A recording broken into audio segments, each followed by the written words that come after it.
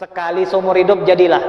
Nah, sekali seumur hidup jadilah. Besok kalau kita punya waktu sebentar, kata Nabi Muhammad, barang siapa yang sembahyang hari Selasa 10 rakaat ketika matahari lah di atas, intisofin nahar nih, kira-kira jam 10 lah, di atas waktu duha, di atas waktu duha, intisofin nahar, ketika matahari sudah benar-benar terangkat, di atas waktu duha, atau mungkin kita ngambil qobliyah zuhur, sebelum zuhur juga boleh, antara jam 10 sampai zuhur, kira-kira jam 10 sampai zuhur. Antum mau nunggu zuhur boleh, antum yang berada di jam 11 juga boleh.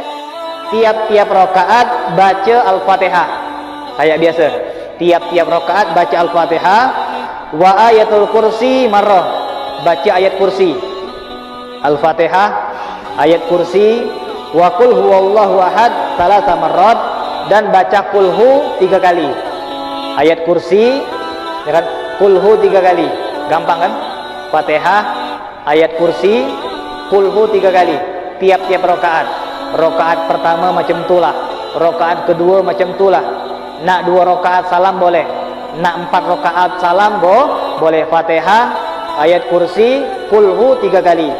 Maka kata Nabi Muhammad, barang siapa yang sholat Selasa dengan 10 rakaat, lam tuktab alaihi khati'atun ila sab'ina yauman, maka selama 70 hari ke depan dia tidak bakal dicatat sama Allah Subhanahu wa taala sebagai orang yang berbuat keburukan. Jadi sebelum dia bermaksiat, selama 70 hari ke depan dia tidak bakal dicatat orang-orang yang bakal bermaksiat kepada Allah Subhanahu wa taala. Tapi maaf, jangan sampai kita salah paham. Mentang-mentang habis sembahyang kita tahu, oh kata Nabi 70 hari ke depan Allah tidak bakal mencatat keburukan kita. Jadi keburukan kita selama 70 hari ke depan tidak bakal dicatat. Lantas kita mempermainkan agama, kita minum, kita manggil orang puan, kita miss call dia, WA, pura-pura segala macam lah. Ini dikatakan kalau kita sengaja beda.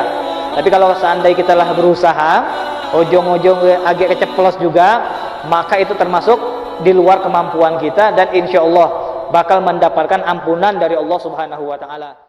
Barang siapa yang 70 hari ke depan bakal bermaksiat, maka niat tersebut bakal dihalangi sama Allah Subhanahu wa taala. Ini maksud 70 hari tidak bakal dicatat dia berdosa, maksudnya dipersulit untuk bermaksiat kepada Allah Subhanahu wa taala. Fa in mata sab'ina yauman mata syahidan.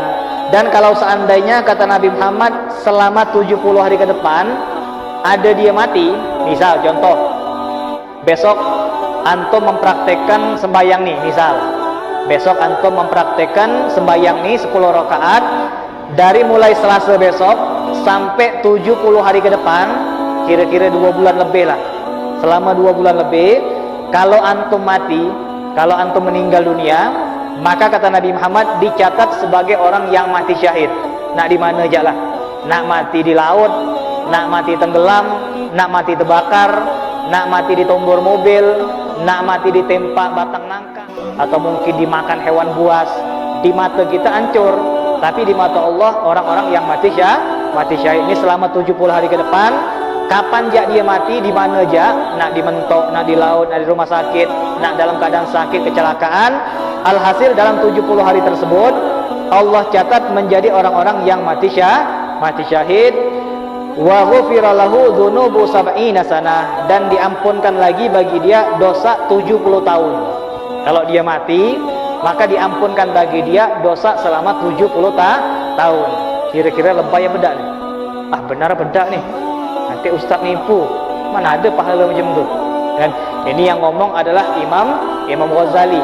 Imam Ghazali enggak mungkin menceritakan ataupun menyebutkan fadilah yang cuma-cuma ataupun yang sia-sia.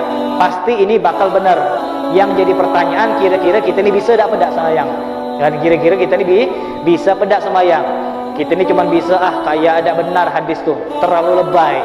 Masa sembahyang 10 rakaat dapat faedah mati syahid, diampunkan 70 tahun, diampunkan 70 hari, banyak benar. Ini Allah Subhanahu wa taala Maha Kaya, dan Allah Subhanahu wa taala Maha Baik, yang jadi pertanyaan, kira-kira kita ni bisa tak sembahyang 10 rakaat? Ini nasihat buat saya dan kita semuanya. Boleh kita nyoba sekali-sekali. Kalau tak sempat Selasa besok, Selasa depan. Kalau niat usolli sunnata yaumus selasa,